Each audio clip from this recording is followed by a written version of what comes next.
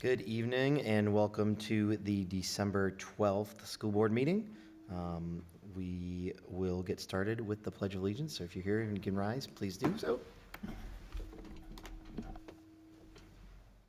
Pledge allegiance to the flag of the United States of America, to the republic for which it stands, one nation, under God, indivisible, with liberty and justice for all. All right. Before we get into action, we will start with the approval of minutes. We have non-public minutes from November 14th and November 28th. So I'll take a motion to approve the non-public meeting minutes. So moved. We have a first by David. Second. Second by Kearney. All in favor? Aye. I will be in favor. Sorry, I should have done this separately. I will be, sorry. I was not here at the 20th, so I need to abstain from the 20th. So I apologize. I wasn't either. I wasn't here for non-public, Okay. so I also have to abstain. Okay, so we have 5 approvals for the November 28th, November 28th, 2 abstentions. 4. Oh Michael's yeah, not that's here. right, 4. All right, motion passes. I will now take approval of the public minutes from November 14th, the public forum of November 20th, and the, actually, we'll just do those 2 for right now. Motion to approve. First by Kearney. Second. Second by David. All in favor? Aye. Aye. Any abstentions? Nope. All right, motion passes. And now I will approve the November 28th meeting minutes of the public. Anyone want to entertain a motion there? So moved. First by Kearney, Second. second by Jason. All in favor? Aye. Aye. I will abstain. Any nays? Motion passes. All right. Anthony, we will now welcome you, and we look forward to your Pinkerton Academy update. All right, so I'm a little sick, so that's why my voice sounds funny. So that's why right away. So first of all, Day of Giving, we had that. We made over $40,000 in one day on Day of Giving. It was highly successful. The 24 through 25 budget is available on Pinkerton's website. If it's not there now, it will be in like a day or two. So keep an eye out for that if you want to look at that. I believe the treasurer's report is already available either way. So if you want to look at that, you can. Graduation planning is already underway for June. And the winter concerts are tonight. There's one tonight, there's one tomorrow. Midterms will be before the January 23rd primary. We adjusted that because Pinkerton was chosen as the polling location for the presidential primary. And class rings. Sophomores got their class rings last week. I got mine. Came out really good. And that's pretty much all I got. Any questions? Thank you. Thank you. Not seeing any. Thank you, Anthony. All right, at this time, we will now welcome the public to come to the microphone. And so it's delegates and individuals. For anyone that hasn't done this before, please come to the microphone, state your name and your address for the record. You'll have 3 minutes. When it's green, you're well within the 3 minutes. When it's yellow, you're approaching 30 seconds. And when it's red, we would ask that you wrap up. So at this time, anyone that is in attendance, please come to the microphone. Oh, that would have sucked.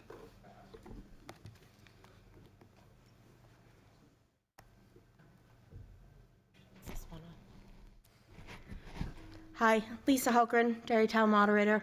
I am here to just give you a quick update on our next election on behalf of myself and the town clerk, Tina Guilford.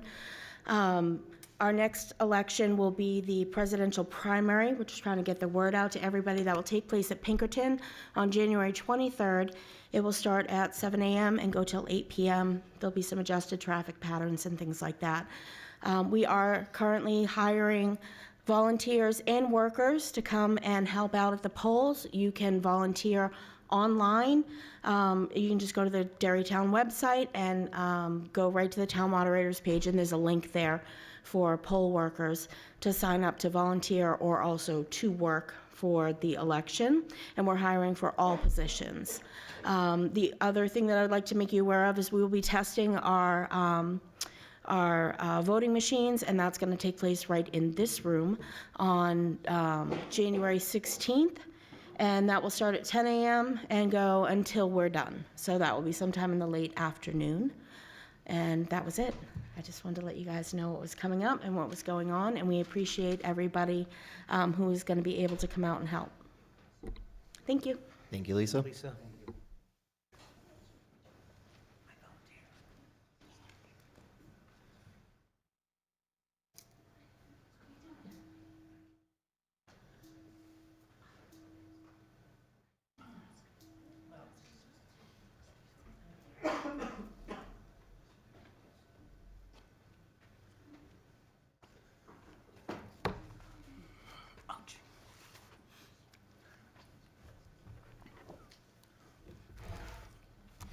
Good evening. Richard Tripp, Wyndham Road. I got a couple things to talk about tonight. You probably know I'm a curious person. Well, I noticed a couple meetings ago that we have 2 student board members. And I thought, well, that's odd, because used to be just 1. So I went online and looked up the RSAs that deal with this, and it says that you have to have at least 1 non-voting student member from each public high school. So since we've got Pinkerton, and next we have 2. The interesting thing about, there's a little note on the bottom of the RSA that says, the powers and duties of the student membership is described in RSA 194-23. And I learned something. I learned that a student member shall have all the rights of a regular school board member regarding school board business except the right to vote and to attend non-publics. So I thought it was interesting. So I think that if we can get Anthony to be something other than a walking day planner, you know, his participation will probably help in the school board meeting. With regards to the upcoming election and the desire of a new building by the school board, now, I've heard over and over again that the primary reason for the new building is that it will promote learning, you know, the new learning, the 21st century learning. And the only problem I have is I have no idea what 21st century learning is. So, so if this board and the administration could sometime maybe give a little presentation, that'd be great. I do wonder, though, what the impact on the teachers is going to be because of the changing learning style. So I know that the emphasis, since it's a K through 4 building, the emphasis should be on, you know, reading, writing, and arithmetic. So I'm just wondering, you know, how the new building will promote or enable learning. Thank you very much. Thank you, Richard.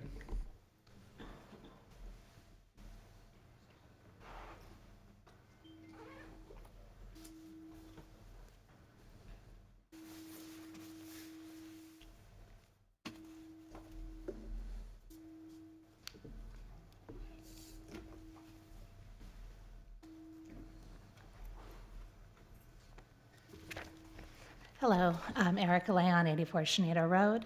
I just want to speak to everybody we've been working with on the budget process. I think that one of the things we agree on is the challenge and complexity of dealing with a $100 million budget, and especially the way that we're working through this. I have gone through the other school districts with the enrollment, number of students that are under the jurisdiction, under the view of the administration. With that, we rank the 11th in the state in enrollment, behind 5 cities: Manchester, Nashua, Concord, Rochester, and Dover. And when they deal with the budget, that's part of their city budget. Both Salem and Londonderry have joint budget committees, which address both town and school budgets. Merrimack and Timberlane, one which is a single town school district under RSA 194, and Timberlane, which is an SAU, which is a cooperative school district like we are, both have elected school budget committees. Bedford, the other top 10 that's larger than us, does not, and they deal with it in a similar way to how we do. I know that we're right now trying to make sure that the administration is not stretched too far, and that's one of the reasons why there's a request for 2 new administrative positions. I am submitting a right to know request on the amount of time that the administration spends preparing the budget beyond what they would do if there was an elected budget committee, because the focus should be taken care of, and we also should make sure the administration can do what they need to do for our students. So I would like to have that separated out, and I have that request here, as well as a request for the actual budget, not just the top line numbers. And this is really relevant, given that they're looking to have those additional positions. Finally, I'd like to say that I think that if we were to change our operation to be a single town school district under RSA 194, things would be a lot more clear and a lot easier for us here in this town. We're a cooperative just because at one time we had 19 school districts, because we truly were neighborhood schools at that point. We were grandfathered in when they changed the process. And I think it's time for us to move to an RSA 194 system. I'd like to ask the board to place a question on the ballot regarding that change, and also to add an elected budget committee with a requirement to have a special election to fill those seats should the measure pass. I think that that would really help us move the discussion on the funding and on the budgets to one set of conversations, while you, the school board, can focus on what we elected you to do. Make sure that we're delivering an excellent education to our students. I think we all value excellence in education, and I think that that may be one way to move us closer to it and not divide our focus too much. So thank you, and I'll hand up my right to know. Thanks, Erica.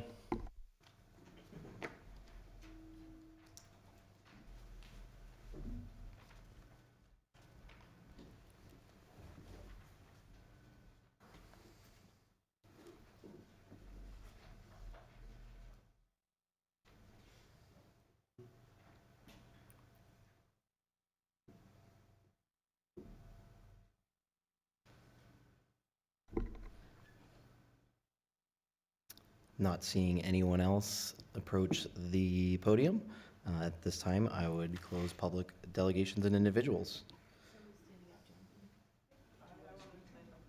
Oh, all right, come on up then.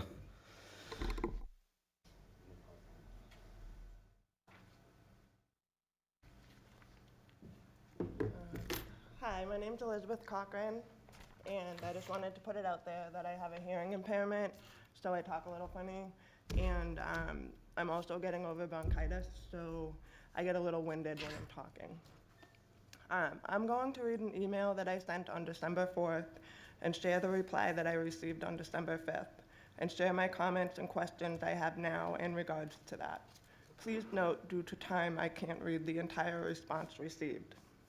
Previously, I had asked you the following question. I have contacted Davis Demographics, who informed me that our district provided them with the capacity numbers of our schools, and that we should have had another group of experts that calculated those numbers for our community. So I would like to know who was hired to efficiently calculate our capacity numbers and when.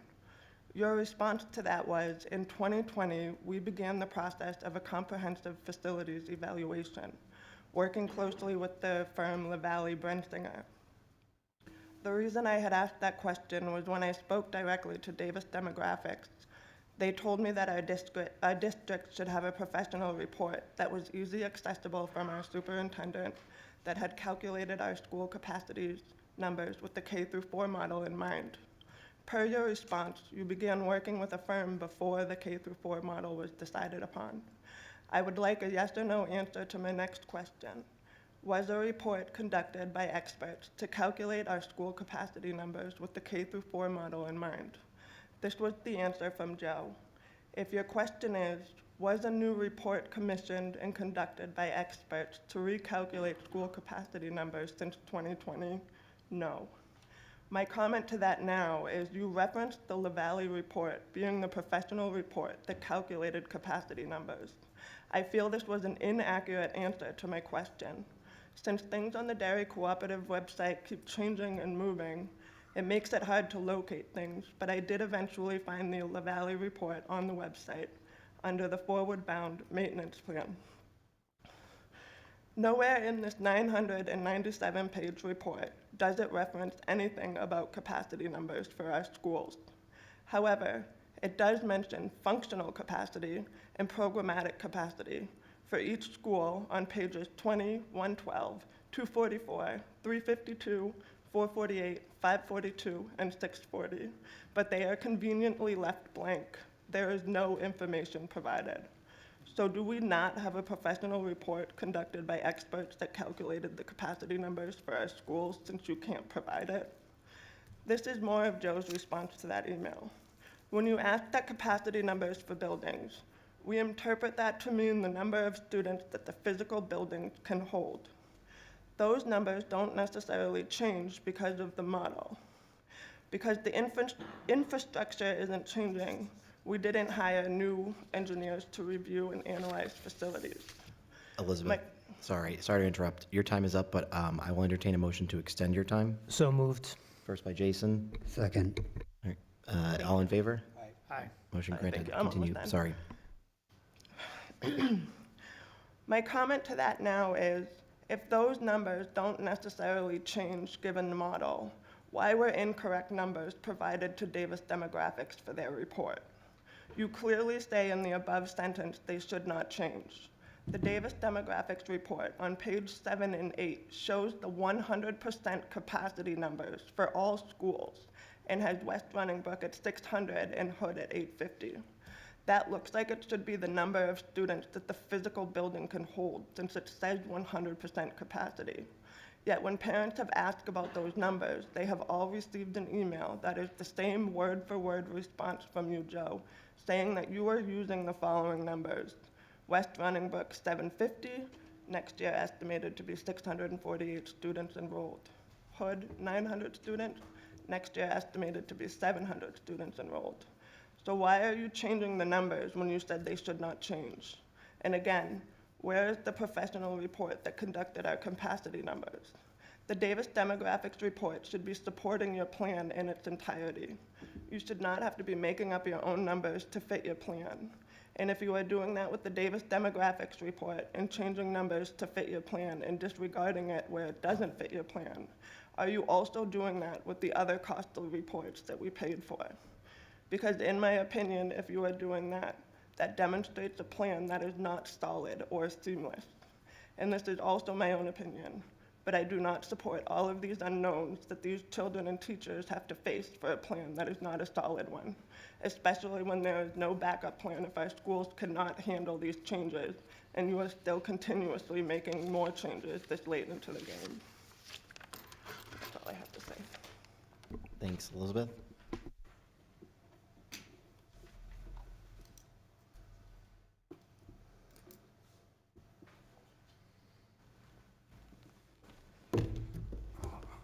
Michael A. on Sinead Road.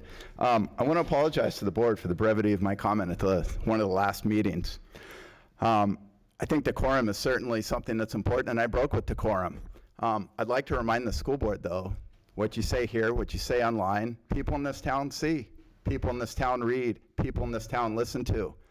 When people are asking for decorum, for kindness, when they start a meeting and ask for kindness, and then they turn it around and attack several people within this town, I'm beyond words that they expect decorum after this. This is not the purpose of the school board. It is not to attack one set of people in this town. The school board here has been elected by about 1,000 people. The state reps in this town have been elected between 7,000 and 8,000 people. They have done some absolutely amazing things this year. Yes, I'm married to one of them, and I'm biased for her, but I'm also a voter in this town. And as a voter in this town, I've supported all of the state reps that we've had. They've shut down the sales tax and an income tax, which the lawsuit that this school board joined was in favor of imposing on the entire state, including the residents of this town. were able to still drive cars. They've done a lot of great things. They've also done a lot of great things in education.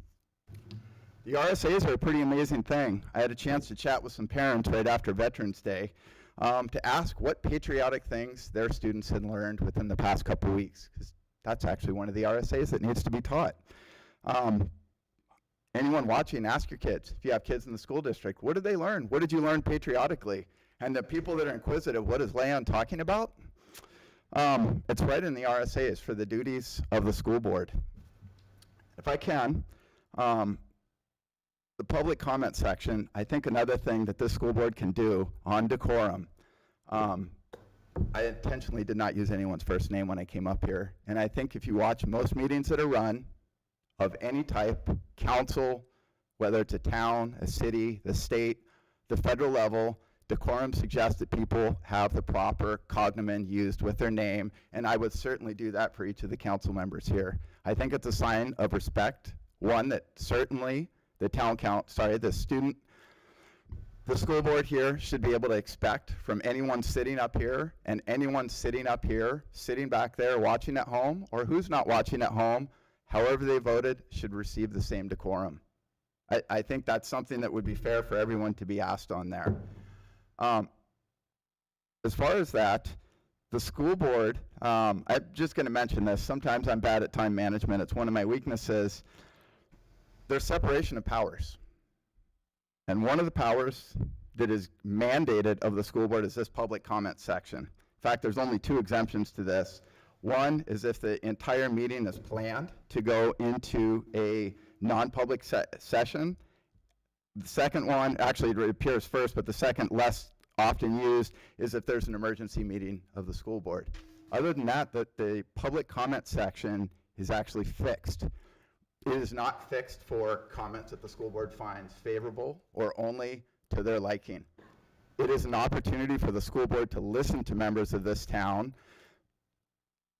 Many people have come up here and spoken. Unfortunately, I know of 3 women who are physically uncomfortable coming to these meetings now, which I think is absolutely abhorrent. They are physically uncomfortable for their own safety coming to these meetings.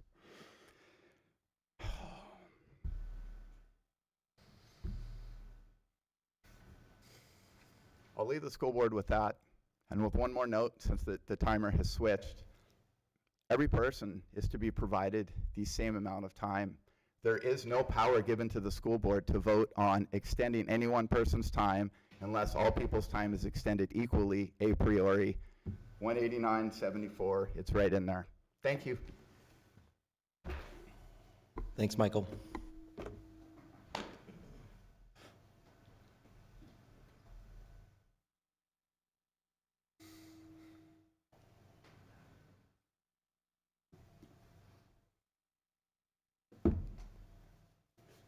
Before I try and close delegates and individuals, is there anyone else in the crowd that would like to approach the podium?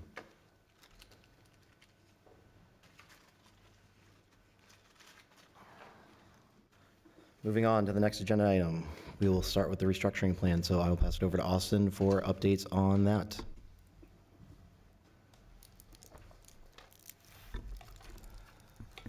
All right, we don't actually have much in the way of updates for restructuring process. We've been pretty engaged, highly engaged in the budget process, as has been talked a little bit about here tonight. And some of that is, in fact, tied to restructuring.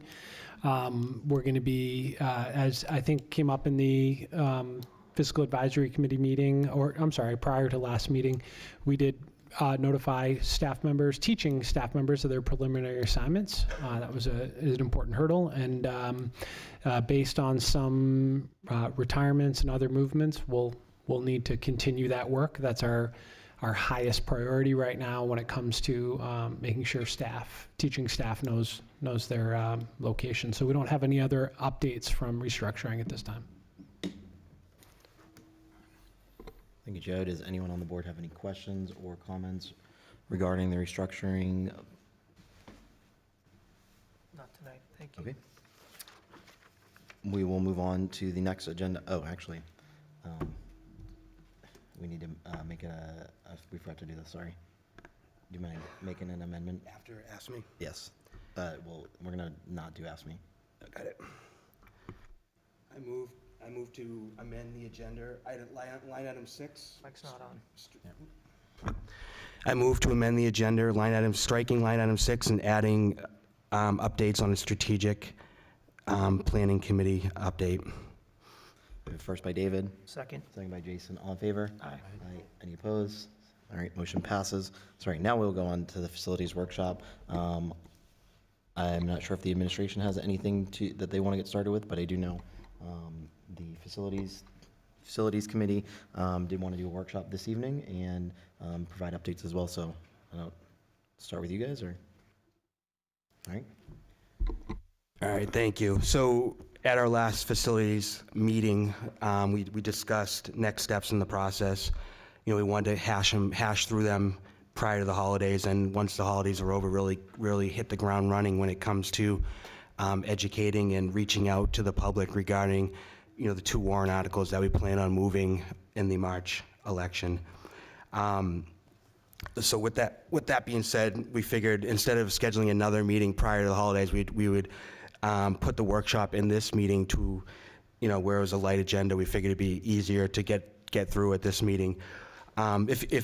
So for the members of the board, if you recall at the last facilities workshop back in October, I believe, Jonathan wasn't there, I had mentioned that, you know, we should start thinking about what the board members' commitment levels, what the administration commitment levels are, and what they can offer in the sense of reaching out to the public, and whatever we decide what that looks like, you know, everyone needs to kind of figure out what that looks like for them from a time commitment perspective, and we can kind of go from there and figure out how we move forward right after the holidays to really drive and educate the warrant articles for capital improvements and the warrant article for the new school.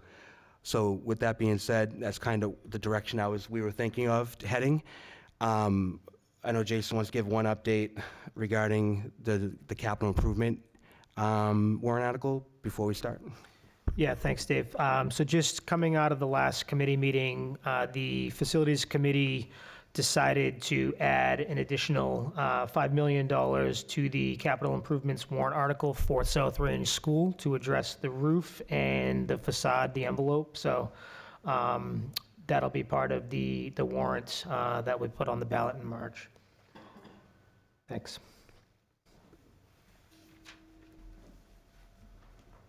So I guess the easiest way to do this, I'll open it up to the board to kind of, you know, start the process, but I will kick it off by saying that one of the things we talked about in our facilities committee as well is Austin brought to the meeting a list of the PTA meetings that are happening in January, and you know, a schedule for Joe and Austin to kind of reach out and go to those meetings and give the updates and kind of inform the members of the PTA and the parents that go to those meetings. Also, one of the things that I think we thought that made sense too is creating a bridge slide deck that everyone can use as a reference guide when they are talking to people. So we're giving a consistent message, and obviously we'll work through that to make sure everyone's on board with it. But I think having that, you know, guide when people are out in the community or at meetings or whatever, they can use it, and it's a good tool to kind of go through when you're in meetings. So one of the things, so Austin and Joe, I think it's between the first and second week of January, the PTA, actually there's all throughout the month of January, actually, they will be going to those meetings and doing their thing. So you got. Yeah, just a quick update on that. We were able to get information out to all the schools, to the principals, so that prior to their December PTA or PTSA meetings, and we are scheduled to open the PTA or PTSA meetings in January. West Runningbrook Middle School, the day we get back from the holiday break, Tuesday, January 2nd at 7 p.m.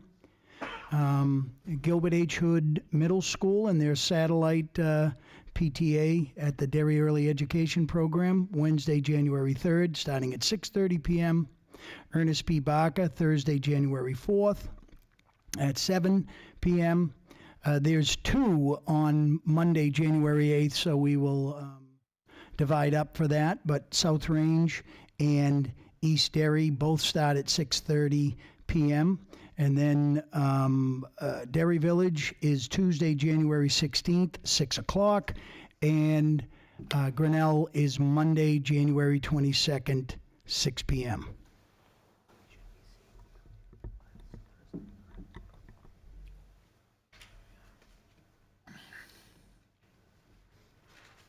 So I think, Austin, one of the things we'll need to do, I think we have facilities meeting this Thursday? We do, right? So we can hash out what that slide deck looks like and that meeting and kind of, a bridge from the original presentation. But that'll be a good kickoff point for Thursday. And then, so I'll open it up to everybody else. You kind of talk about their ideas and thoughts on what they can contribute, commit to, and we'll go from there.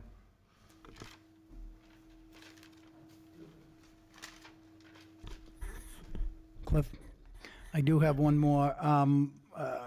Cliff has been working on some little video clips, and he's hoping that he'll have one ready for Thursday to show the, an example of what can be done to the subcommittee.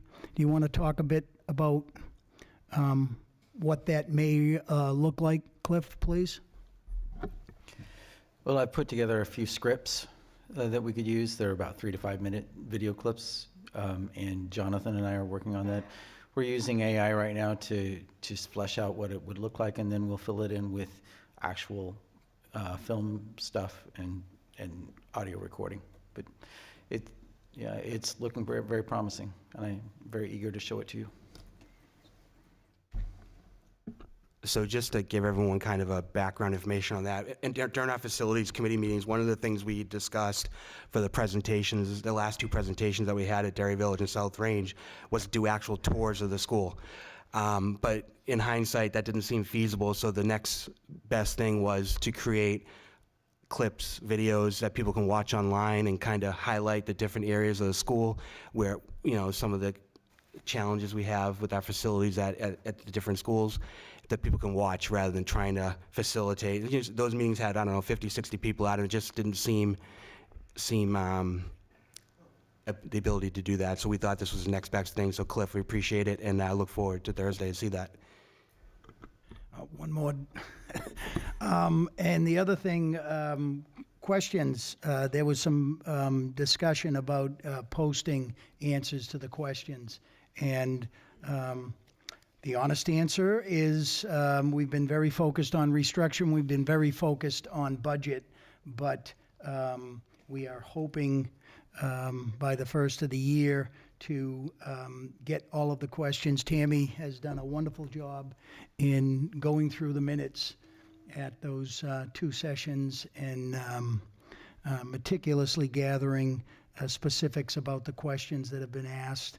And we plan on putting that into a document and getting it up, posted on the website. Can I just ask, I have just a couple of clarifying questions. How far along are we on the update for the website? I know that we voted to make that an update, but do we have a timeline on when that will be installed? And then as well, do we have any place that we can kind of funnel all of this information into one homepage where we can then create like a QR code that can be easily shared and easily put out there onto newsletters or whatnot to be able to easily provide this information in an accessible way? I feel like right now we're going on a little bit of a maze hunt to find all of the information that people want, and just being able to provide that in one hub, if that's like a MailChimp homepage or a website homepage or Parent Square homepage or whatever it may be, of just one place that we can kind of funnel all of the information.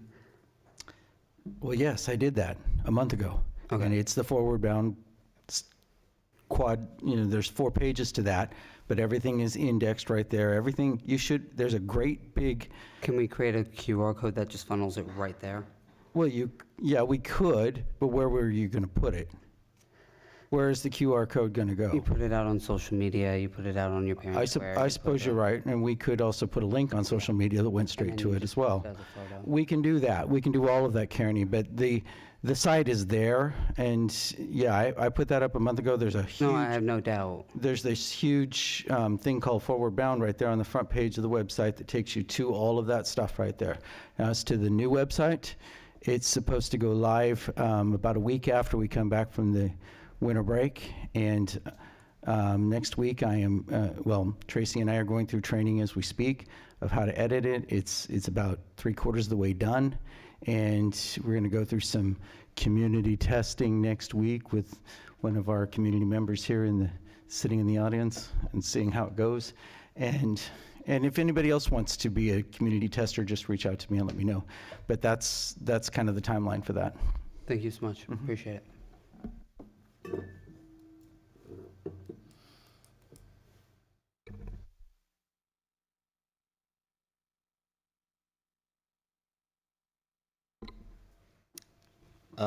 So I think having the administration attend PTA meetings is, again, a great way to try and get the message out and share the information, and again, give people access to all the information.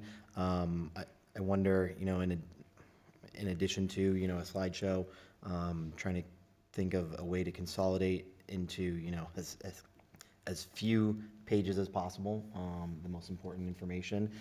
So I wonder if that's something that, we can kind of come together and start thinking about. Obviously, this PTA meeting schedule is one part of the communication plan. And obviously, we as a board cannot schedule any meetings outside. I mean, we can do a workshop, but there's obviously nothing that we can really coordinate and do outside of these board meetings.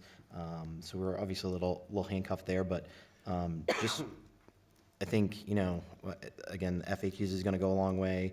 I think, cost is going to be a big thing. I think so.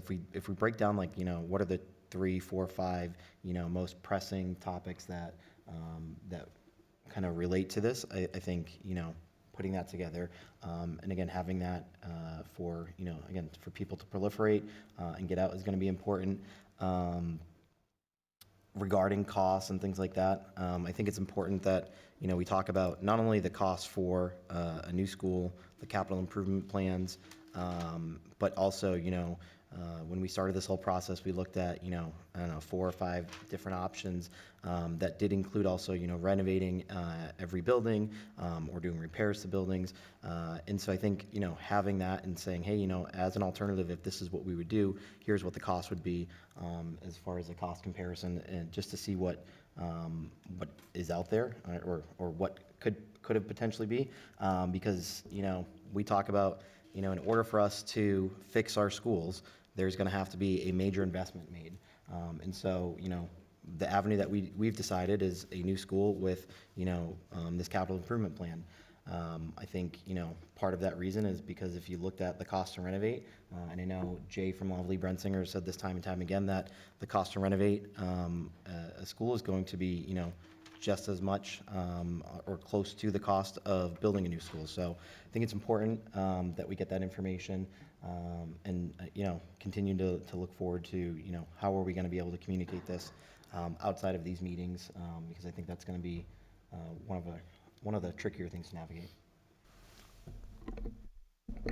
That was a major point of our last facilities committee meeting, was just being able to lay out the options, cost numbers, so you can get, you can get that look of, what is the most cost-effective option long-term. So that is something on everyone's radar.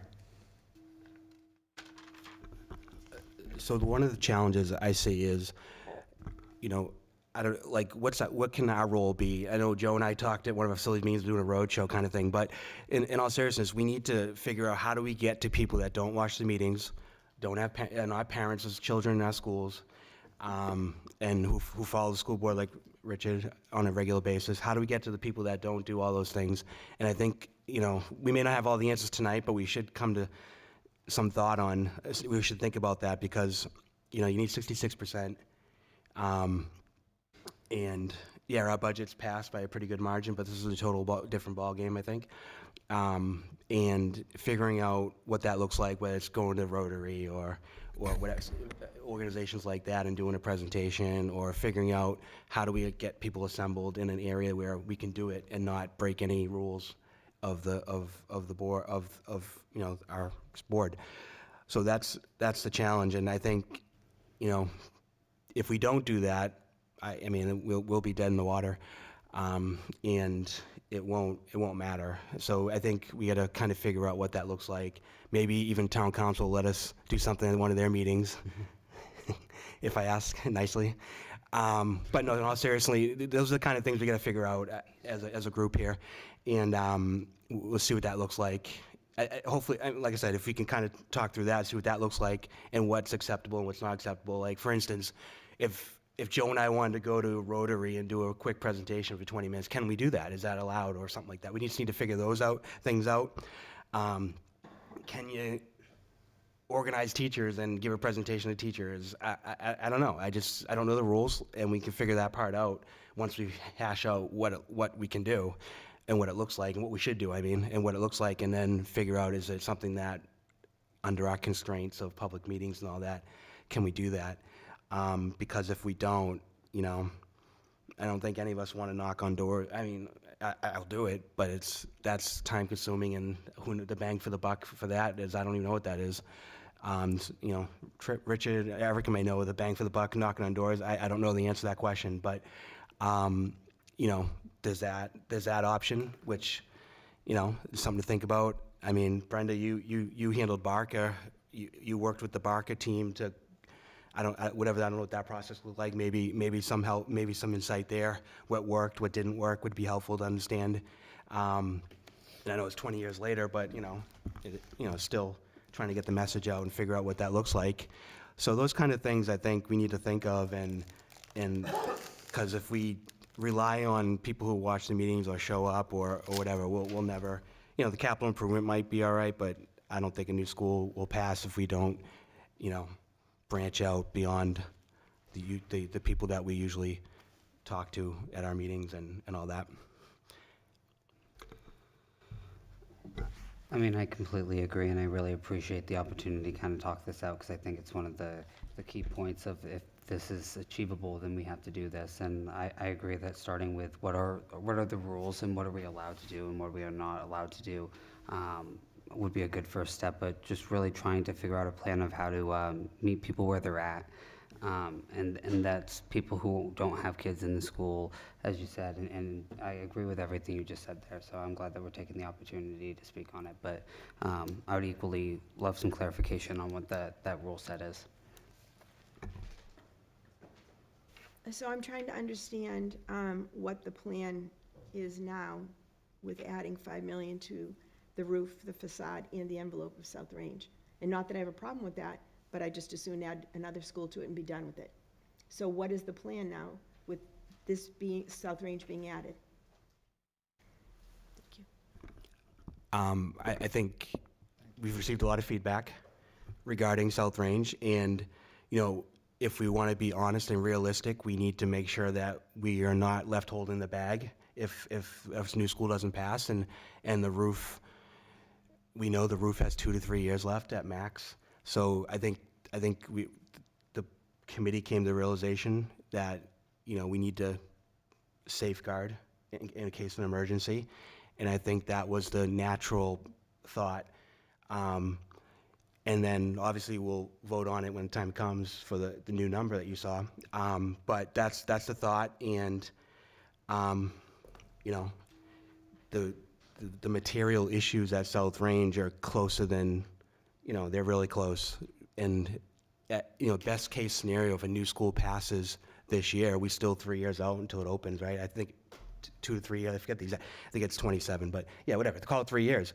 So, you know, this kind of, I'll call it an insurance policy, but if something happens within the time frame that we need to worry about, then we're covered. That's kind of the thought process in that regard. And obviously we budget for daily operation expenses, so that is in our budget, but we're talking about exactly what you said, the roof and the building envelope. And again, not that I have a problem with it, because the night that the warrant article was proposed, I supported it and said I would like to add 2 more schools to that as well. But I think it's really hard, because we don't really know what the Facilities Committee is doing all the way, right? I've asked for these meetings to happen publicly, so that, like here, so that we all know what's going on. So is the long-term intent to still close South Range, or keep it open?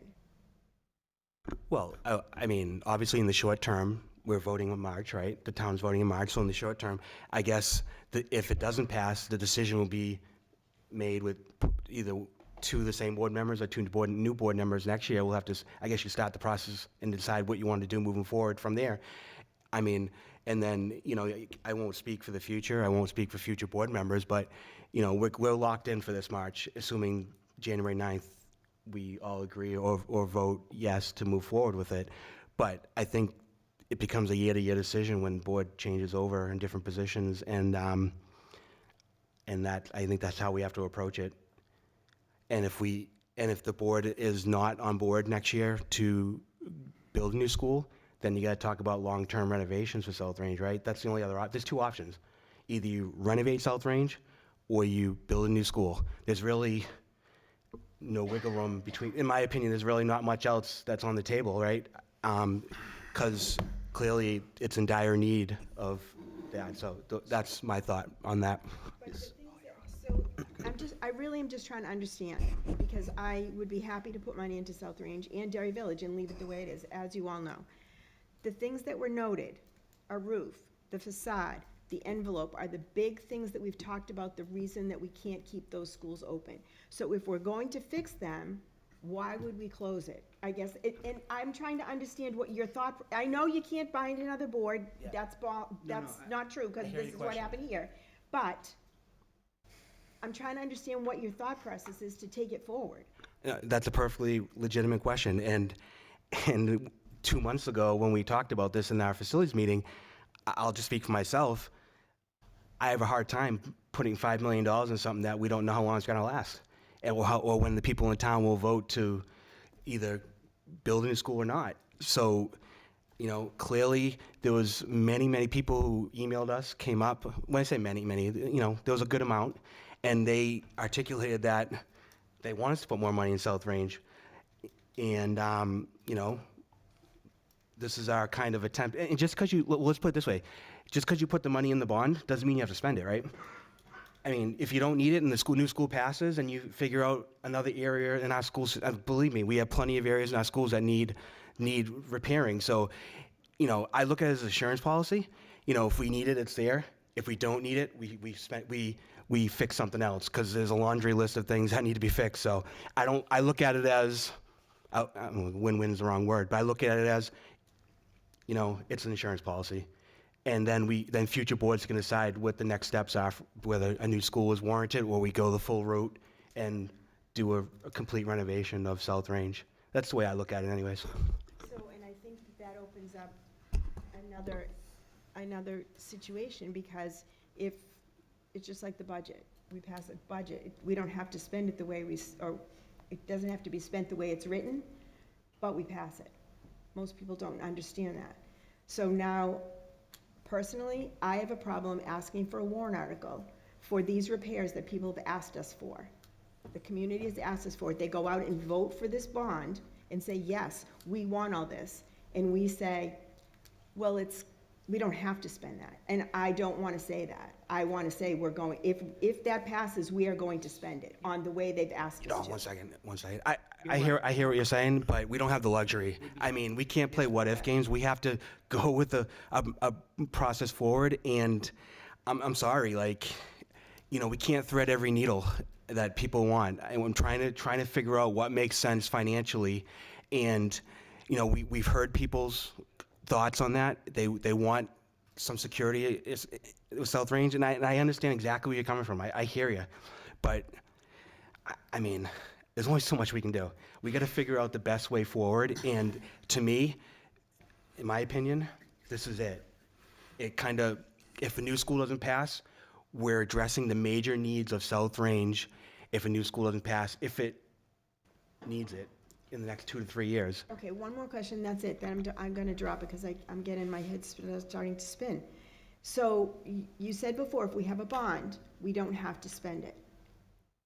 So, I have no problem asking people to support that warrant article, none at all. Zero problem asking people to support that. But if we're not, if there's a possibility that we're not going to spend it the way we're saying we're going to do it, I'm not gonna ask people to support it. I can't even do that, like, that's wrong. Because if we're saying we're gonna renovate, or whatever, I don't know what the warrant article says, but whatever it says, if we're going to do this to 4 school, or however many, 6 schools, and we decide not to do that, I don't think that's right. And I hear your point, but look, the other point is that I can't predict the future. I don't know what's going to happen. If South Range holds up for 5-6 years, I'm not going to spend the money just to spend it. But I shouldn't say I. My intentions, my thought process behind that is, you know, we just don't know the future. But we have so many moving parts. We have so many issues in this district. We have West Runningbrook. We have $3 million concrete slab issue. I can go on. I mean, I can go on and on. We have to figure out the best way to fund the repairs in our schools, and we can't predict the future. So if we put the money in there and we don't use it, we use it for something else that's needed in our schools. I don't think that's like a bait and switch. I think we're still reinvesting in our schools. We have to prioritize, right? We have to prioritize. I don't know what to say. I've got a couple of thoughts that may or may not help the discussion here. So when I think of the March vote, if the new school passes, then no matter what, I'm hoping that the capital improvements pass, because those are needed for all of the schools. If the new building passes, then the thought process, my understanding is that that goes forward, and we will, once that opens, close South Range. If the new building does not pass, I think we're going to get information. Does it get hammered and there's a definite no thank you by the number of votes? Or is it something that, because as you know probably better than anybody, there's a lot of times it takes 2 or 3 votes before something big like this may go through. It doesn't mean it's not going to. So I think we will also learn, is it within the potential of this passing in another year or so, or did it get completely defeated so bad? And I think the school board, those kind of, that the votes are going to help the school board to decide maybe where you go next, depending on how those votes come out. That's just a thought. So can I just ask a couple of questions here, just to follow up on that? So actually, Kearney, sorry, before you ask your questions, I think we need to kind of reset the stage here. So I think if we look back at this process, and I hate doing this, I hate going back and continuing to say this is what has gotten us to this point, but it has to be said. So the school board decided that we would 2 years ago to do a complete facilities assessment. At that time, we looked at, I believe, 5 different scenarios, which included renovating every school, which included building a new school, which included a mix of different things. And at that point, we decided to move forward in the direction of building a new school with the hope that we could get some state aid. When it was more likely than not that we would not be high enough on the list, specifically behind, I believe, Concord, that has a $100 million project, and that we were not going to be getting state aid neither last year nor most likely this year. We then decided that the plan B at that point was to restructure and close one elementary school. Fast forward to this past fall, when we all sat here and a motion was made to move forward again with building a new school and a capital improvement plan. I will say this all along the entire time, This administration has said every time, we will need a new building. The matter is just when. So I think as we move forward and we are about to, start talking and putting warrants out in front, again, I think long-term, we will need a new school.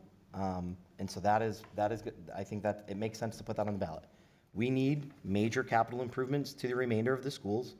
And to David's point, it makes sense that, South Range, should we not only get it passed, but if there is an overwhelming, I guess, lack of desire, then, again, that plan B that we decided on, that the board decided on last year, is still the path we need to move forward with. And if next March, April, May, after, a new board is formed, and we continue to look and we continue to have, again, because it's going to be, no matter what, we are going to be facing a facilities challenge year in and year out until we figure out how we're going to do this and how we're going to get funding. And so it's either through, us levying taxes or, potentially getting, again, hopefully, maybe we are successful in getting the support from the state to, look at school building aid and open up additional monies there. And maybe we find out a way. But again, the administration has said, and they've made no qualms about it, we need a new building. And so we need to remember that. And if we don't get it passed, then, this capital improvement plan essentially is another plan B. And so I think that, again, we need to reset that, and we need to be honest about these conversations. And Brenda, I'm right there with you.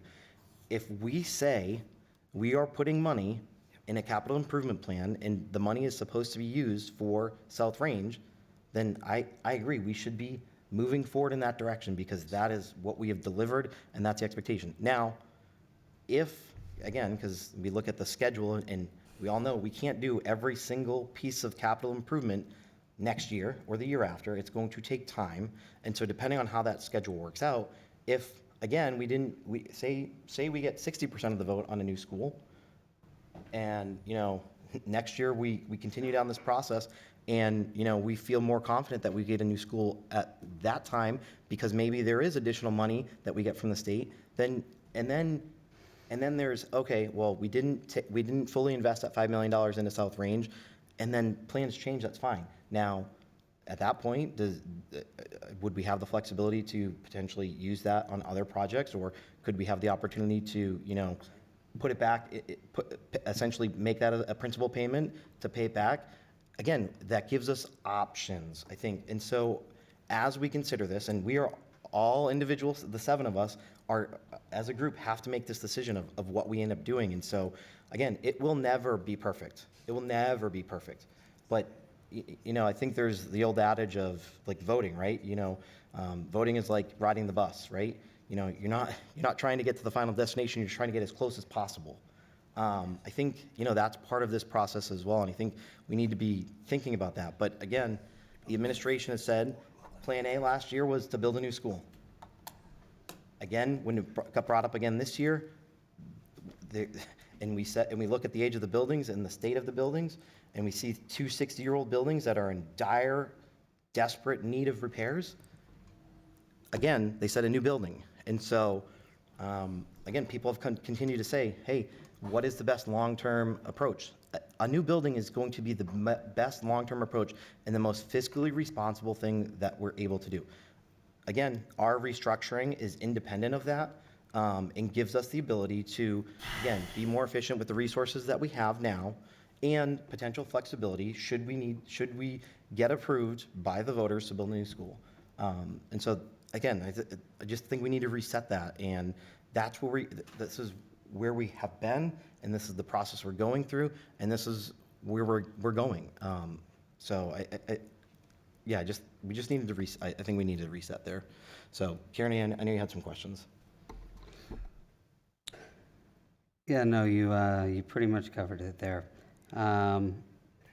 What I will say is, can I get just a little bit more better understanding? Just break it down for me as plain and simple as you can of just what are some of those key benefits of this, both economically as well as educationally, for this new school model? And then as well as what is the long-term benefit of putting this plan back onto property owners rather than at the current point where we're at, of that's what we're doing, is we're going to put it back onto the taxpayers. And then what is that going to do to the town as a whole in not pricing out single moms or young people from being able to actually create a home here? I understand our priorities need to be the school, but I equally have concerns on the impact of that tax on homeowners and on on single moms who are in apartments. And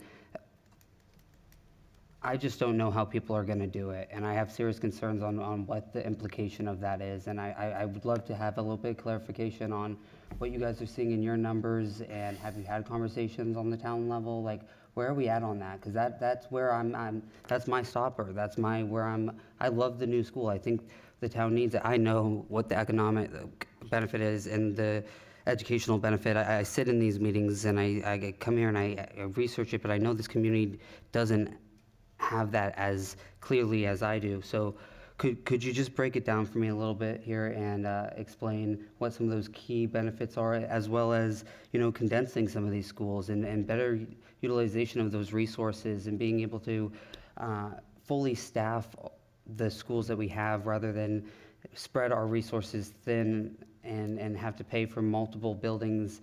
So could you just kind of break that down as simply as you can?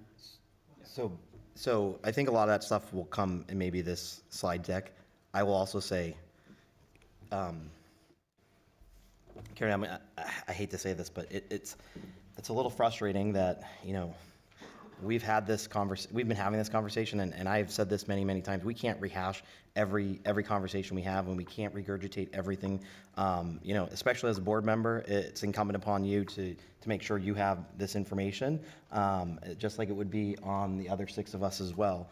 And so, You're asking the entire community to vote for this, and you sit there and you turn around and say that. So you say one thing and then you do another. So that's just my frustration. All right, well, I'll answer your first question. You asked about the tax impact to the town, and where our numbers are coming from regarding that. So I think one of the big things we talked about, and Jay's mentioned it a few times, Jason brought at our last facilities meeting a clear breakdown of, what it would cost based on numbers that we already have of renovating 2 schools. And with inflation of 7 to 8% per year, I think it was somewhere in the $40 million range for both schools at this point in time. Those numbers we got were over a year and a half ago. So when you look at it, and I think Jonathan someone mentioned it, he did, that when you look at a total renovation of Derry Village and South Range in the ballpark of $75 to $80 million, and somewhere in there, and then you look at a new school at $71 million, either way, you're spending money. It's just a matter of how you want to spend it. And I get it. Derry Village is closing, so I guess you're eliminating half of that scenario. But, personally, my personal opinion is spending $40 million to renovate a 60-year-old school just doesn't make financial sense. Clearly, this town isn't seeing a new school in over 20 years, and it's something that I think is desperately needed. But I also see the other part of the coin that you mentioned, and it is what it is. It's a lot of money, and it's tough. I get it.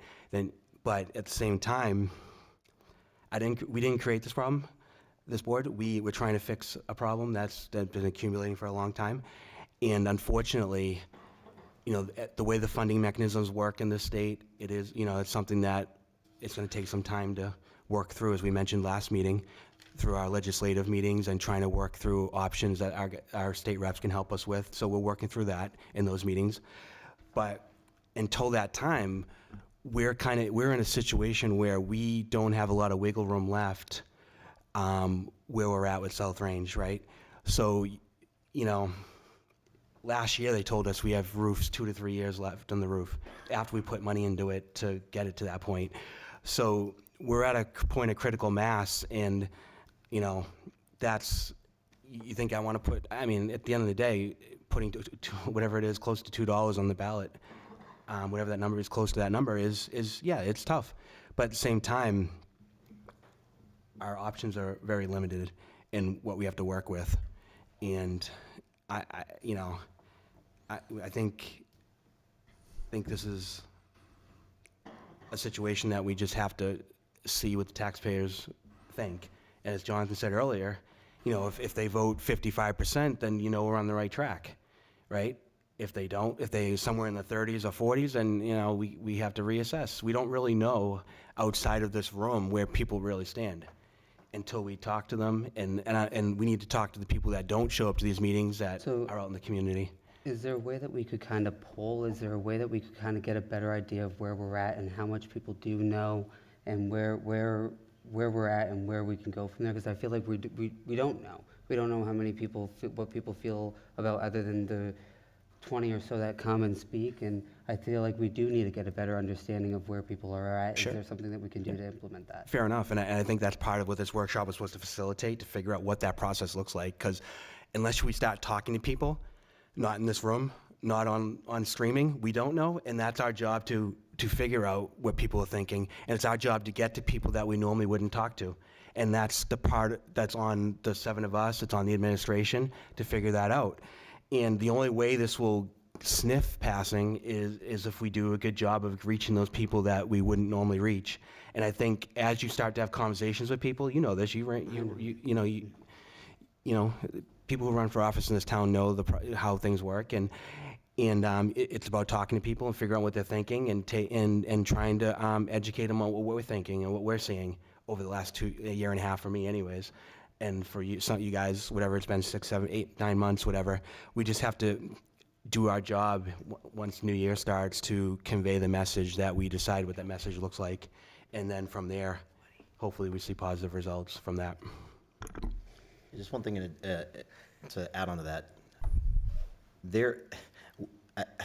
Again, I think there's a sentiment. Again, we've heard from the Fiscal Advisory Committee for the last 4, 5, 6 years that we need to come up with a long-term plan for our facilities. That has been echoed throughout the community. So, do we know the exact numbers? No, but there is a growing sentiment that there's something that needs to be done, and so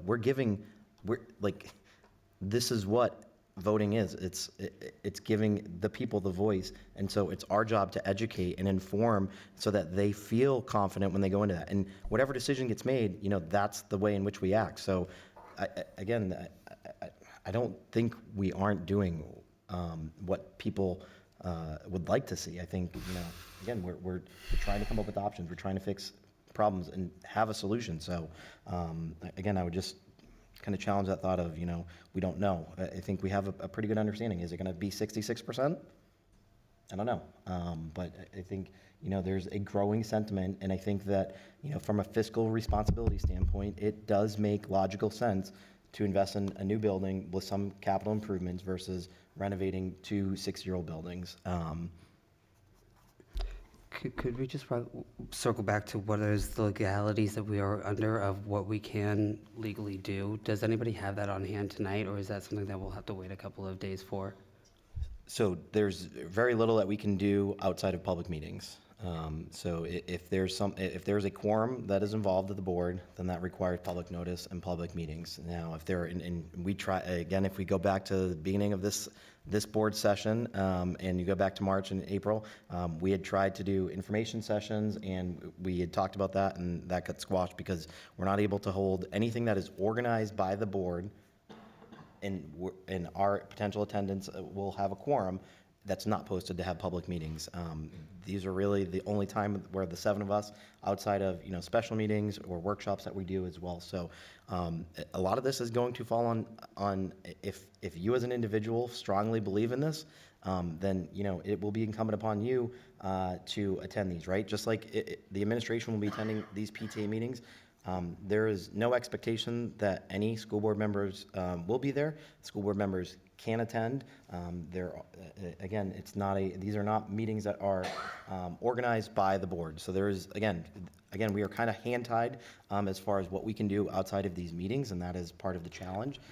So I think that's where, I go back to, a slide deck, or having a one-pager that has all of this information that, if you as an individual want to show up to a town council meeting, they also have delegates and individuals. They would, just like we do, they would sit there and listen to us for 3 minutes. And hopefully that, again, helps us get the proliferation of the message out. If you want to attend a Rotary meeting, do that. If you have a kid that is, in sports, do that, activities. Have those conversations, reach out to people, volunteer, and, don't hesitate to have those conversations. But yeah, legally speaking, there is very little that we can do outside of these board meetings because of the public meeting laws that we have. So it is a challenge, but, it's one that I think we all should dedicate some time to, and I would certainly encourage that, and hopefully that leads to some success. Thank you. So we ask people, we continue to say that we want to know what people think, and I attended the 2 public input sessions, and I gleaned from those that the general tenor was, from the people in attendance, was they wanted to have a comprehensive restructuring and rebuilding plan as an alternative to the new school. So I've given this some thought over the past couple weeks, and I drew back on my experience, knowledge, whatever we happen to be able to glean from those things that we've gathered over the years. And initially, I looked at the floor plan for South Range and for Derry Village. In particular, the restrooms and some of the other places, and to restructure them and to reconfigure the petitions and things like that just are impractical, not impractical, it's impossible. So, as I said, I thought back on things that other districts have done, and I don't know if anybody recalls, Brenda, you might, that Pelham High School, a few years ago, was in terrible shape. It was in terrible shape. And they tried to get a new school, and they thought about consolidating a regional Windham, Pelham High School. That didn't work. A lot of things were floated. And what they did is they rebuilt the standing school. Now, I don't know a lot, believe me, but I do know that new construction is cheaper than renovation.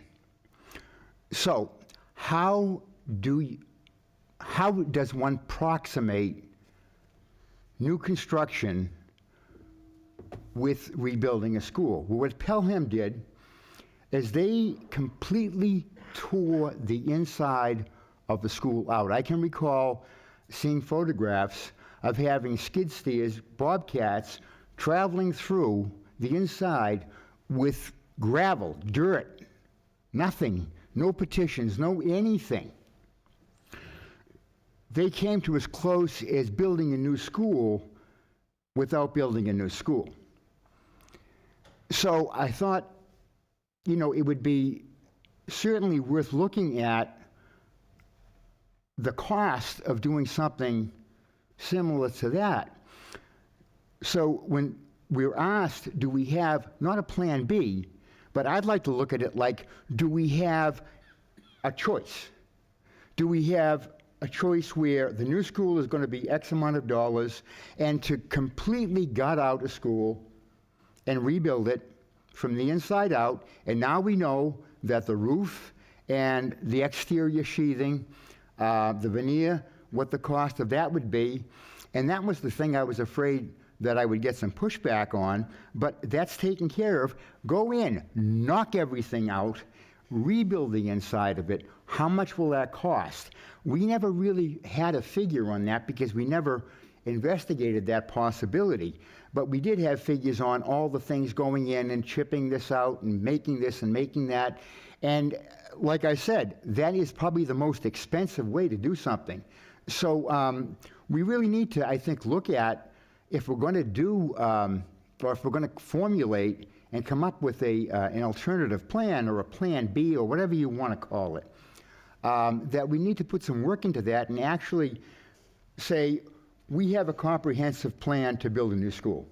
We have an equally comprehensive plan to go in and renovate a school so that it is basically a new school in the old footprint with the old frame there.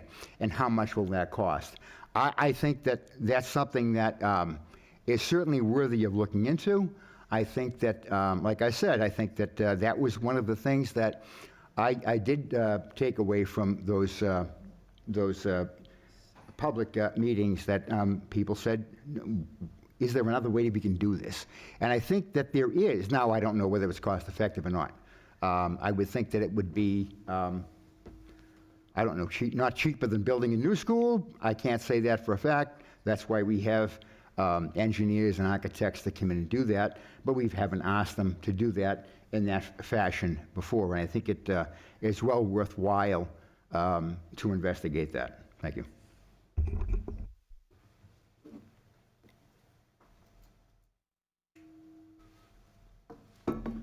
And that is something that we discussed at our last facilities committee meeting, is that there are the three, options that were laid out at the two community meetings, right? The repair, renovate, replace.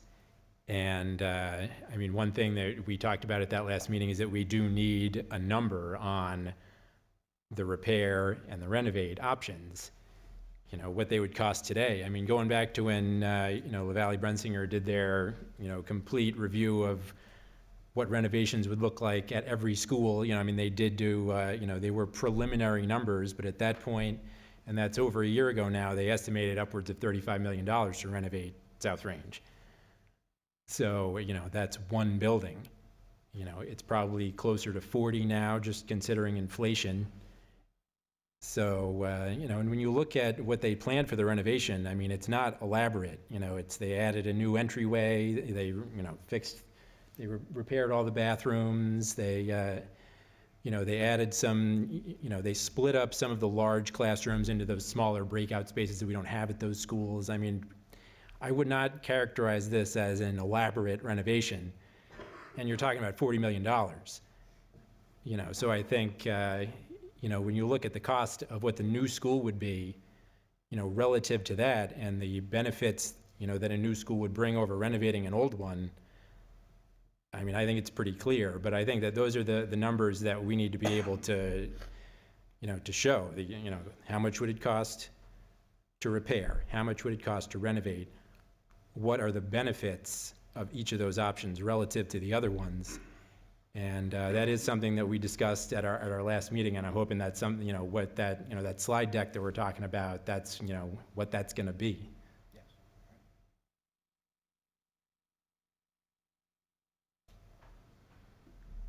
Just to revert back to kind of what Jonathan said, I think Austin, I think we have a pretty good idea of what the rules are, but if you run some scenarios by and see if they may work, let's just have a full, complete understanding of what we can and can't do outside of this room. Obviously, is whether it's individuals with you or Joe or whatever. Let's just nail that down 100% so we know what we're working with, and then we'll have to figure it out. Whatever we figure out what our constraints are, I'll have to figure out from there. So I just want to add with regards to the South Range capital improvement, we did discuss that being included as part of Phase 1. So Jeremy and team and Jane were going to add that into Phase 1 renovation. So the plan would be to address the roof, the envelope, and the facade as discussed. I think we've talked about it a few times, but even if and when a school's passed in March, it's still 3 years out. We have to make sure a building is secure, a building isn't going to allow moisture in, and safety of students. So that, I did want to address that, Brenda, that we discussed that being as part of the phase one. So kind of moving in to where we had the initial kind of critical items that needed to be addressed, so. I didn't like the sound of putting out a warrant, because I honestly don't even think you can do that. I don't think you can spell out certain costs for certain specific things on a warrant article and not do them. I think the only way to not do them is to give the money back to the taxpayers, I believe, and I'm not sure, so that's what I think. Yeah. I think Jane should answer that. But, can I just finish? I didn't say I knew, I said I think. I'm just saying Jane should And give us that's the answer. a recollection from Barca, so maybe laws have changed. However, now I've lost my train of thought. I was concerned that we were going to do something and people were going to vote for something and then it wasn't going to happen the way they believed it was going to happen.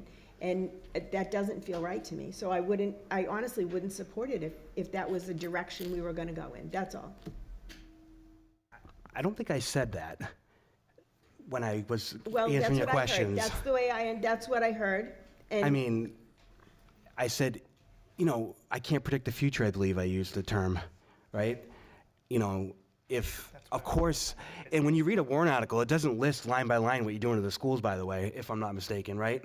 It's very, very open-ended, if I'm not mistaken. And Jane, if you know the answer to that question, that'd be very helpful. But we have a guide for what the money's being used for, but it doesn't say in the warrant article, you're gonna fix the faucet at Gilbert H. Hood, or you're gonna fix the roof at whatever. It's okay, pretty so open-ended. that was not my intent. My intent was, I believe you said, and I could be wrong, that we don't have to spend that money. I believe that's what you said. And if you didn't, I apologize right now. That's what I heard you say, could have heard the wrong thing. Which made me think, if we don't have to spend that money and we're going to keep it in a pile or in a fund and spend it a different way than people believed they were voting for, I have a problem with that. I do think we should list out South Range this much, Derry Village, I'll add Derry Village this much, Grinnell this. Every school should be listed out and have the cost for each school in the warrant article.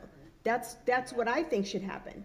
We have that document, Jeremy, and Rob put it together. Okay, then I rest my case. That's why I just wanted to clarify Thank you. that when we discussed this and decided to add this in, because they're at minimum 3 years, the roof, we just don't know if the roof is going to make it another 3 years. It has to be addressed. Same with the envelope, same with the facade. That's why we put it in as a phase one. So that is included and will be captured as a phase one improvement as part of the plan. Thank you. And so I think what I was referring to was if a new school passes and we don't need to do those repairs, we should be able to use it for other things that needed in the district. I think that's how I phrased it. So, I think we're trying to be a little too narrow here. I think that, the warrant article doesn't read that way, obviously. So, I just have a hard time, if a new school doesn't pass this year, but it passes next year, and we put a new roof and new facade on, who's going to explain to the taxpayer then? Like, what do you say to the taxpayer then? What's your retort to say, hey, I just wasted $5 million of your money? What do you say to them? Because I don't feel... I'm not going to say what I would say, because I'm just saying that. Well, that's essentially what you're doing. If your new school fails, but it passes the next year and you spend $5 million, you've wasted the taxpayer's money. That's what you've done. Then it should You got- be, but so... I'm just I don't being want to argue honest. this, I really don't, but so if that's what you really believe, then why are we putting it on a warrant article? Like, I understand why we need the warrant article, and I'm fully ready to support it as a citizen and as a board member for the capital improvements. I'm right there. But how do you put it on there if that's how you feel? If you feel it's a waste, then why are we doing it? I think what I said was earlier, it's an insurance policy. If we don't pass a new school in the next 2 to 3 years, then we're going to have to do something, and that money will be there. But if you tell me day one when that money gets approved, that we're going to put a new roof and facade on, if I'm still around, I'm not going to explain that to the taxpayers. So, and then we pass a new school 2 years later, I guess someone else can explain that because it won't be me. Jane has some input regarding time frames with the warrants and so forth. Sure. So based on the warrant that was drafted with Renelle from the Bond Council, she's come and done presentations for the board before, basing it on other districts who have done similar type projects. And what you do is, or what you can do is do it over a 3-year tranche so that you take out 3 different bonds so that, because in no way would Jeremy and the maintenance department be able to coordinate and manage, multiple roofs, fire system installations, sprinkler system installations, all within 2 months over a summer. So by doing it this way, the way that warrant article would be written under multiple tranches, you would be able to separate that out, take out one bond for the portion that you think you might use in a shorter period of time, then you would take out the next bond. So you also don't have the same amount of tax impact over the, you're not taking it out all at once because you're not going to use it all at once. So you take it out over a multiple period of time and take out multiple different bonds. So you'd probably do 3 different bonds, and that way you're minimizing your tax impact. And as the warrant article, the draft is written right now, it'd be written saying, for the purpose of school facility capital maintenance improvements. So each school is not listed on there by a dollar amount, but it is general to be able to do the capital improvement projects that we have identified at school board and facility meetings of the 6 schools that are open. So that's a similar process to other districts. Jane, let me ask you a question then. So to Brenda's point, if we put the $5 million, say we agree that $5 million and we have our little list and South Range is on it with the $5 million, and then a school does pass 2 years from now and the $5 million is not necessary, can that money be reinvested in another school? Is that allowed? Yes, that's allowed because the warrant article states that it's for district school facility capital maintenance improvements. If you identified each school by dollar amount, then you would either have to or not. I know, I'm just making a point. All right, so I know we've had quite the discussion. I appreciate that, and obviously, because we can't do all of this outside of these meetings, sometimes these are delicate conversations to have, so I appreciate that. One of the things is, again, just kind of put a bow on this before we move on, is again, I don't want to speak for anyone, but I think we're all on the same page that we want to use the money for what the purpose of the warrant is written for. I think that is what we all want to do. Circumstances change, so dependent upon those circumstances in the future, that may change again. And again, it's not going to be the 7 of us. Well, it could be, I guess, if all 7 of us are here come March or the following year or whatever. But again, I think the idea is we are asking, or we will be asking, for the money to be used for specific purposes, and it is our goal to use those for those specific purposes if all things stay equal, if all things stay the same. Again, that's highly unlikely, so we will cross that bridge when we get there. I think we've wasted enough time talking about that tonight. I guess moving forward, it sounds like, we've got a slide deck that's coming together. We've got some videos that are going to be coming together, which will all be housed or be kept on the Forward Bound page, along with FAQs, and again, hopefully a one-pager that, has a consolidated amount of information, but it's very direct and very easy to consume. And again, all of this is in hopes with the idea that the public will be educated so that when they do arrive to the ballot in March, that they're able to make that. Also, the one last thing is, as far as what we can do outside of board meetings, again, me personally, I think it's going to be very limited to what we can do. But, you know, yeah, if there are specific scenarios that do have, you know, an administrator and potential board members that are representing the board, I guess, at those, you know, I'd love to kind of see what those things are as well. But again, I do really think that, you know, it will be incumbent upon the 7 of us to take this information and get it out to as many people as we possibly can. And so what I would ask is if you are, if you know, again, the will of the board, if you're in favor of that, then, you know, continue to get this message out in any ways that you can. With that, is there anything, oh, go ahead, Jane. I just wanted to, I went back on my warrant articles from last year for the 23-24, and each warrant article, the one for 700,000 and one for 1.8, they do identify that they are maintenance repairs and roof repairs. So that's the only thing we couldn't buy furniture with those capital reserve accounts, but it does not identify a specific school. It gives you the flexibility, even though we identified how we came up with those numbers. Those warrant articles were flexible as well, as long as you spent it on maintenance items. Okay. So if there's nothing else, I think we could probably move on in the meeting.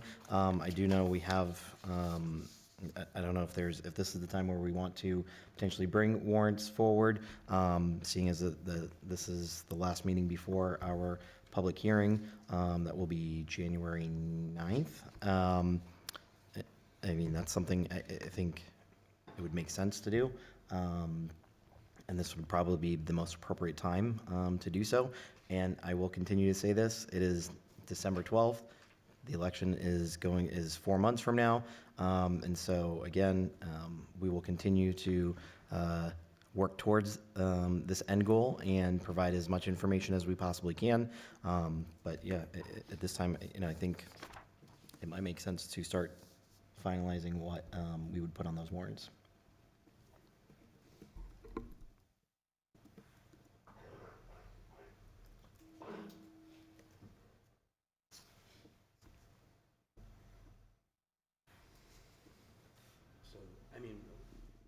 So the last day we had to vote is January 9th on these with the budget, so we had to kind of hash out what we want to say, right, for that? Okay. I'm fine as the way they're written as now, the way they're written now. So I know a couple months ago we had voted to put forward 2 warrant articles. I don't know exactly what those were, but or what the dollar amounts for those were, but obviously the capital improvement plan, that dollar amount has changed, so I think we should update that. So I would entertain a motion to move forward, or to, I guess, finalize these warrant articles. And Jane, do we have to read these out verbatim?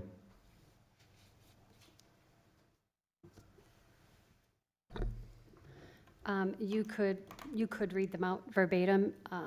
The only issue is that the bottom of each of those warrant articles is to raise and appropriate the dollar amount for the first year payment, since that is the portion that would actually be added as a tax impact in year 1.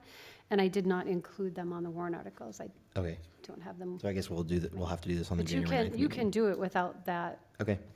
without that dollar amount. And then we can just update that come January 9th. Yes. Okay. I mean, I can update it next week's budget meeting. I have them, I just don't have them on there. Okay. Do I have any motions on the table? So moved. So Move to bring both of the warrant articles. let's do them one at a time. Do one at a time. Do we need a dollar amount, did you say? Yeah, I mean, again, I'd say to make our, I guess, our actions clear, what we're doing tonight, and then we'll probably have to finalize the actual dollar amount for the first year payment come January 9th. Okay.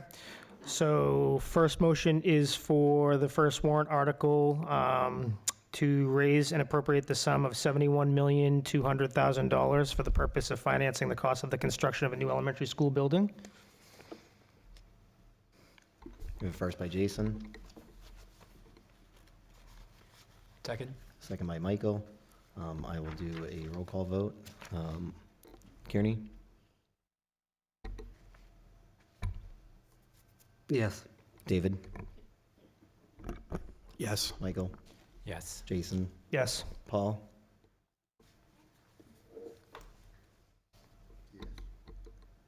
I'm sorry? Paul, did you? I did. I said in the affirmative. I'm sorry. Oh, sorry. No, I apologize. Brenda? No. The chair votes yes. That motion passes 6-1. Now I bring a motion for a warrant article to raise and appropriate the sum of $36,968,440 for the purpose of financing school facility capital maintenance improvements. And that First by- number could change. First by Jason, second by David. We'll go the opposite direction. Brenda? And I'm voting no because I don't feel like I have enough information again. Paul? Yes. Jason? Yes. Michael? Yes. David? Yes. Kearney? Yes. Chair votes yes. The motion passes 6-1 as well. All right, with that, we will move on to Jane's Business Administrator's update. Oh, sorry, I apologize. Crossed out the ask. Sorry, we will move on to the strategic planning discussion for the RFPs that we received. So the board created a subcommittee to look at the creation of a new strategic plan. And there was an RFP that went out. The Derry Cooperative School District seeks a qualified provider to develop a multi-year strategic plan to guide the district's future. Proposals from qualified consulting firms to facilitate the district's strategic planning process as outlined in the scope of work below. The district's goal is to develop a comprehensive, dynamic plan that includes academic programs, parent and community partnerships, system accountability for meeting the academic needs of all students, human resources, and business operations to support teaching and learning. And we have 4 vendors that submitted bids. And I'm going to turn this over to Jane because she has facilitated the process in past RFPs and so forth, just to give the board a little idea of maybe what our next steps are. Thanks, Austin. Because this is a service that somebody will be providing, and it's not a cut and dry type of an RFP where you can see that the 4 bidders, the pricing is, there is quite a bit of difference from each of them due to travel or what the services that they provide. So my recommendation would be to have the strategic plan committee get together, as well as you can choose other people to be on that, some people from the administration team, and review the RFPs that were submitted, divide up how many people of the strategic plan committee or admin you want to call on the references. I would do a Zoom meeting with each one of these candidates so that they can explain to each of the committee members what services they provide. And I think that that will give you a really good idea of who the candidate is that you want to select. And that way, when you're looking, if you were looking just for somebody to do painting could be painting, but when you're looking at somebody who's going to be working with the district on strategic planning, the price matters, but also how you feel you make a connection with that company and what you think they can do for our school district in particular, not just what they've done at other school districts. So. All right, thank you, Jane. So the strategic planning committee is made up of Brenda, Michael, and myself. So I guess, does anyone from the board have any objections to that process or any questions or comments that they would like to make? I do have a question. And not to get too far into the weeds on it, but just curious on the cost, like, what is the length of the plan? You know, so as it relates to, they're gonna work with the district and the board to build out a plan. what does the support look like beyond that plan? So is this a one-stop sort of shop? They help us craft the plan, then we take over the plan and then kind of go with the marching orders, or is there a continuous sort of management component to it that they support and adjust and make some changes? Yeah, so since this, I would say since this, the RFP, I guess, were received up till December 1st, we haven't started that process yet. So I think those are some of the questions we'll probably ask. So yeah, I think that's a great question that we should be asking and understanding. I think we wrote in there that's a long-term strategic plan. So I don't know, my idea of that may be different than some other people, but I'm looking probably at least 5, if not 10 years down the road as far as ongoing support that we would receive. I don't know. I would assume there would probably be a cost associated to that if we're doing annually. But yeah, I think those are questions. That's a question we can definitely get answered through this process. So if I have further questions, should I just direct them to you, Jane, or just direct them to the committee, or just in advance of? Yeah, I think, I would say, anyone that has questions or comments or experience doing this, please share that with, me, Brenda, and Michael, as well as the administration. It's Austin, or actually, as far as the next steps, we should probably figure out when all of us can meet and work together on that. So also, whomever from the administration, Austin, you'd want to include in that. I think that would be the committee that would decide as well.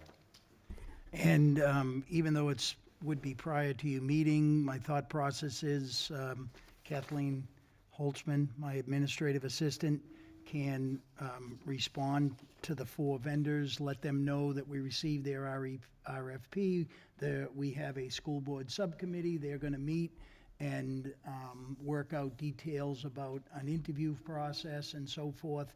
And just to give them an update that we are working on this and that we will get back in touch after the subcommittee meets. Thank you.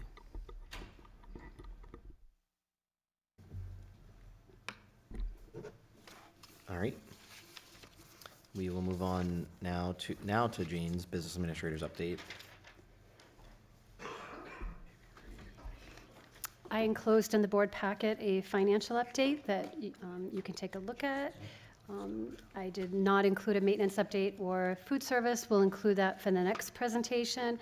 But just one thing to mention, we did recently, I think Austin and I had responded them back into the fall that we were going to have a federal compliance audit, and we were just notified yesterday of the components to that audit. So it is going to be by the New Hampshire Bureau of Federal Compliance. It'll be taking place in person at our office on January 17th, and it includes it's all federal grants, so they'll be auditing, and we have to have all of the backup that they've requested. I think they sent a lot of attachments, but they're going to be auditing 3 adult ed activities, 6 IDEA activities, those are Laura's special ed, 5 Title I Part A, I think those are Kim's, 5 Title II Part A, those are Kim's, 2 Beyond Enrichment, 9 ESSER 3 activities, and 8 ESSER 2 activities. And so it's a very extensive audit, and we are all going to be meeting to make sure that everything is prepared, and we have to have all of our documents available for them the day that they arrived, and they'll go through the compliance audit. So we've been through them before, but it's another one that we'll be getting ready for. Have fun. Oh, they're a lot of fun. Come join us. Any questions for Jane? All right. Thank you for that abbreviated update. I know this workshop was a big priority. So, Austin, revised school board meeting schedule. I think we have to change because of the primary. Yes, it was mentioned earlier, but in January, we still have Tuesday, January 9th is our public hearing, 6 p.m. right here. Excuse me. That's interesting. It starts at 6 p.m. The regular board meeting to follow. January 23rd was our scheduled fourth Tuesday of the month. Because that is now the first in the nation primary, once again. We would like to move the meeting to the fifth Tuesday, which is January 30th, and we'd be looking for the board to vote and approve that. Motion to approve. We have first by Kearney, second by David, all in favor? Aye. Any opposed? Motion passes. And that will be at West Running Brook Middle School because this space is not available on that date. Okay. We'll stick with you for, I believe we have some personnel. Okay, we normally ask people who are looking to retire to notify us as of October 1st. This year, we extended for some of our people who were still trying to make that decision to December 1st. So I now have a number of, actually 13, people who are definitely look to retire. And I'm going to read those off right now. Doug Boucher, math teacher, Gilbert H. Hood Middle School. Suzanne Byers-Carr, language arts teacher, West Running Brook Middle School. Cheryl Castanino, special education teacher, Gilbert H. Hood Middle School. Cindy Cleary, family and consumer sciences teacher, Gilbert H. Hood Middle School. Tricia DiGirolamo, school counselor, Gilbert H. Hood Middle School. Laurie Fleming, school nurse, Gilbert H. Hood Middle School. Lee McPhee, teacher, Derry Village Elementary School. Lukey Pretorius, special education assistant, Gilbert H. Hood Middle School. Kathy Rockenhauser, food service, East Derry Memorial Elementary School. Tony Scalzi, teacher, Derry Village Elementary School.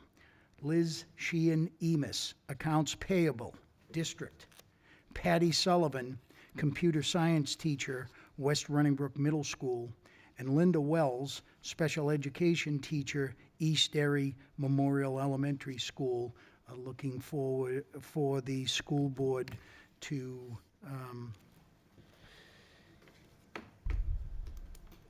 oh, yes. Thank you, Joe. Well, Cindy Clary used to work for me over at Gilbert H. Hood Middle School. Cindy Clary is now family and consumer sciences teacher over at West Running Brook. And I'm looking for the school board to accept those resignations, please, with regret. Your retirements. Resignations. Retirements. Retirements. Well, they all begin with an R. Yes, please accept those Motion. retirements. To approve with regret. Thank you. First by Kearney, Second, thank you all for your service to the district and the students and families. Jason, all in favor? Aye. Any opposed? Motion passes. We look forward to the spring when we can host you and hopefully some of your friends or family, as we always do with our retirement, with our retirees. And we hope that you enjoy a well-deserved time off, and thank you for your service. We're losing a lot of seasoned teachers in that group, or educators, either way. They've given a lot to our district, a lot to our children, a lot to our schools.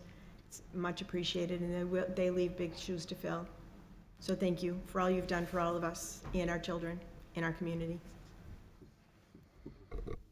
All right, Austin, we will keep it with you and your superintendent's update. Yeah, and just about those retirements, I just want to stress what I've been hearing here. I think the school board does a wonderful job of supporting our educators here in Derry.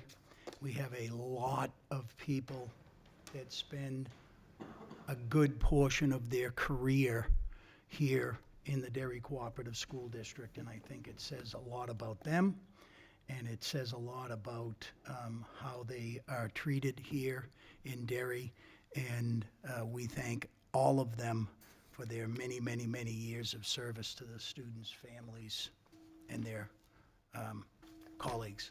So thank you. All right.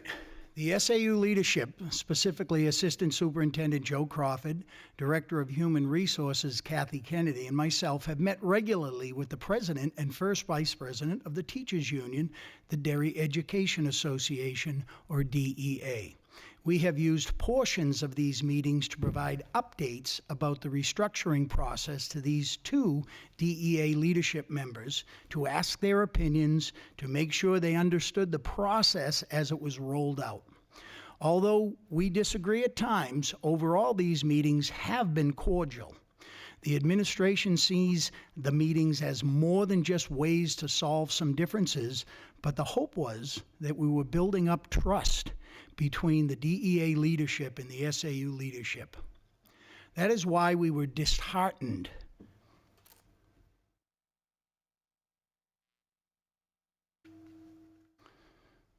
by the comments made during delegates and individuals at the November 28th school board meeting by the first vice president of the DEA. Some of the things he said included, we were just as surprised as the Fiscal Advisory Committee when we heard the plan was not just reorganizing positions, but eliminating positions due to the closing of the school. The DEA have been aware for months that reorganization was going to cause changes in individuals' positions.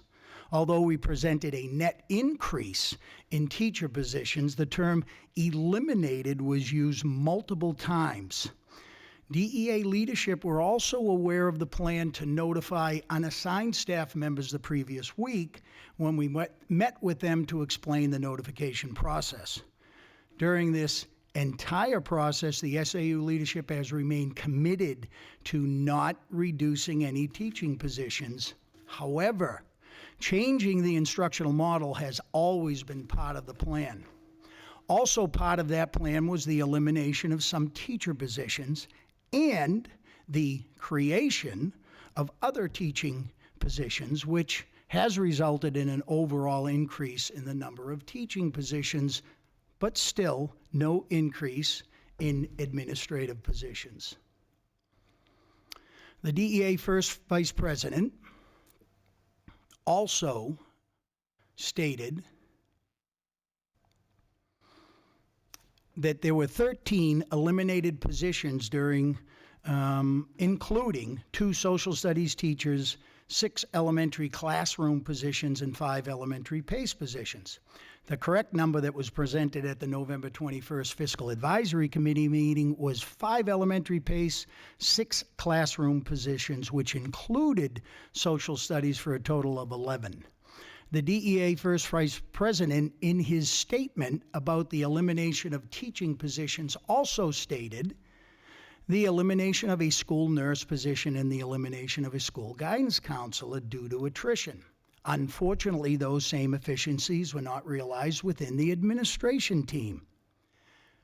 In the interest of clarity, it should be noted that those 2 positions referenced in his statement are not part of the school district budget. Both positions were created in 2022 and funded by an ESSER grant. When the positions were created, we were transparent that they were in response to the COVID-19 pandemic and were not funded with district funds. Upon the expiration of that grant, those positions, like math intervention positions, would need to be added to the budget. Additionally, to say that efficiencies were not realized within the administration team is also not true. Our proposal called for reducing 1 principal and 1 assistant principal and the reallocation of 2 different positions. We understand that the DEA leadership exists to advocate for teachers, and we believe teachers deserve strong advocates. The administration exists to advocate for teachers and every other staff member in the Derry Cooperative School District, as well as for our students, families, school board, and members of the community.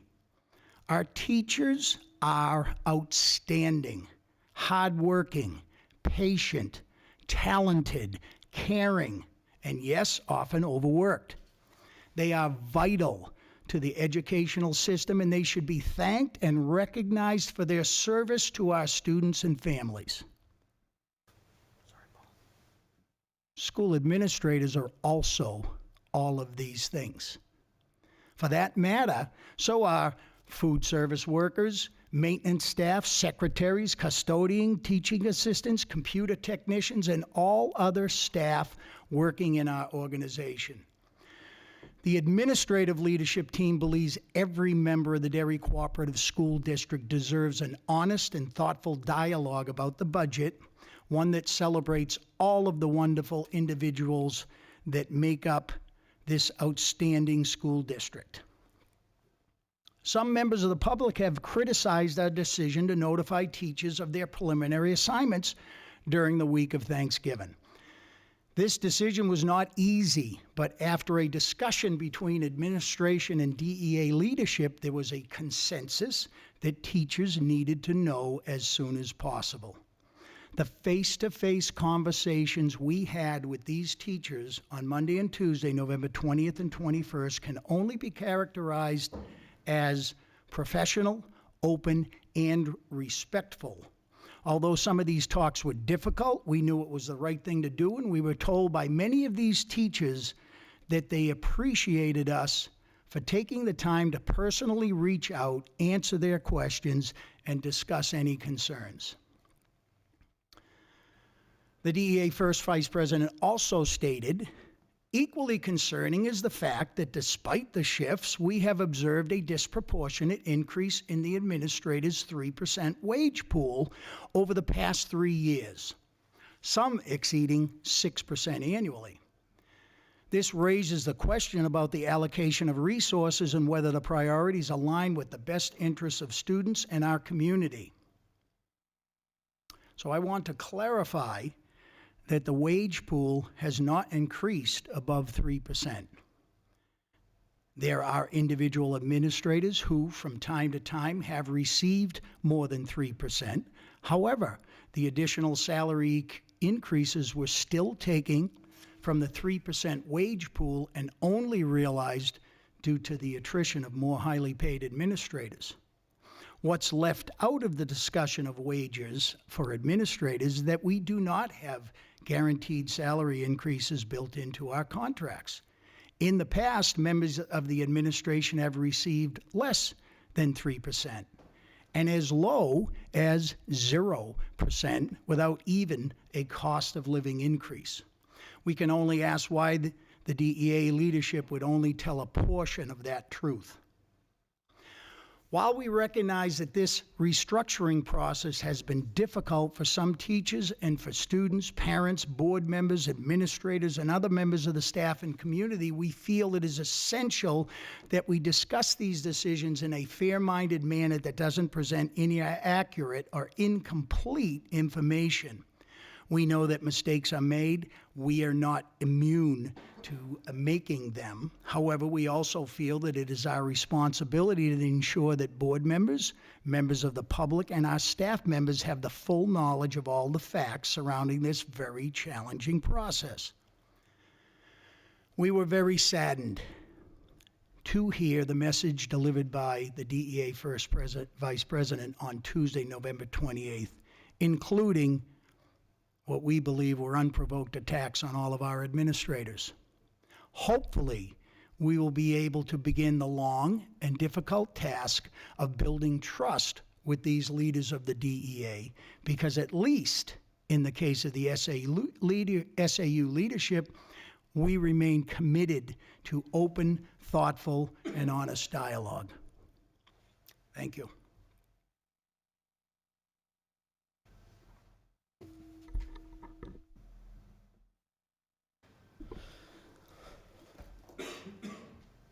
Does anyone have any questions for Austin. All right. We'll move on to the next agenda item, which is FYIs. There is a December 1st enrollment report in the attachments. Please review that if you'd like.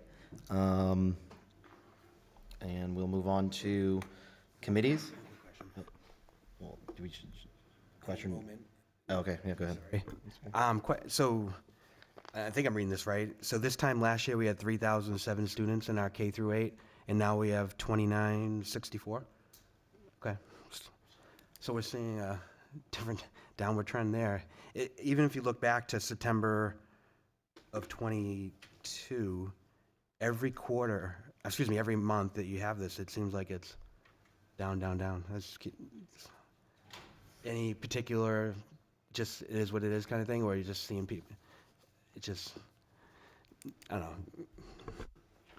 Yeah, I mean, I can't say that all of it's explainable. I will say that it's consistent with a sort of a 20-year trend of declining enrollments. I mean, some of these are pretty small, but small declines add up over a long period of time. So yeah.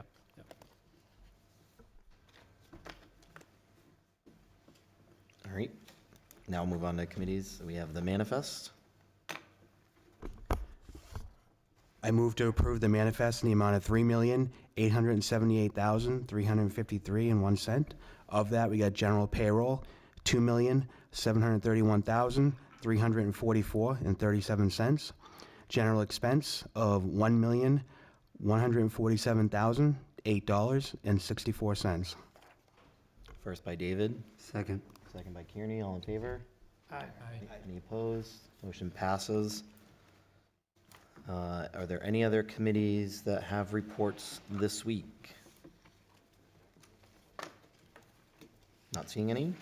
Move on to other business. Is there any other business that the board would like to bring up at this time? Not seeing any, so I will take a motion to adjourn. So moved. First by David. Second. Second by Jason. Thank you all. We will see you next Tuesday for a budget meeting, and then see you on the new year in January for our public hearing, which will take place, followed by a regular board meeting. So continued Happy Hanukkah, Merry Christmas, whatever other holiday that you will be participating in the remainder of this year, and Happy New Year. We will see you next year at a board meeting. Thank you.